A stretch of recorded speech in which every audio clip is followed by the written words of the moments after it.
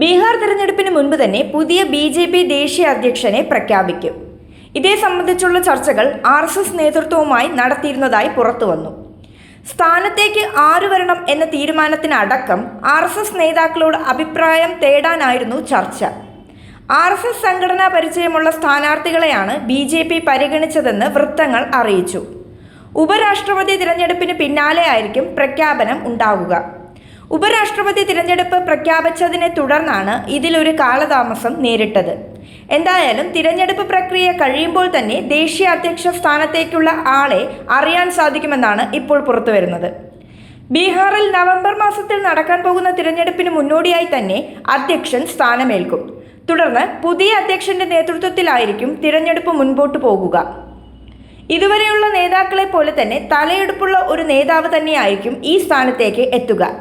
JP Nadda, Amit Shah എന്നീ നേതാക്കൾ അധ്യക്ഷനായിരുന്ന സാഹചര്യത്തിൽ ഇനി വരാൻ പോകുന്നതും ഒരു മുതിർന്ന നേതാവാകും എന്ന് തന്നെ ഉറപ്പിക്കാം. നിരവധി പേരുകൾ ഇതിനോടകം തന്നെ ഉയർന്നു വന്നിരുന്നു. എന്നാൽ ഇതിനൊരു അന്തിമ തീരുമാനം സെപ്റ്റംബർ അവസാനത്തോടെ BJP പുറത്തുവിടും എന്നാണ് അറിയാൻ സാധിക്കുന്നത്.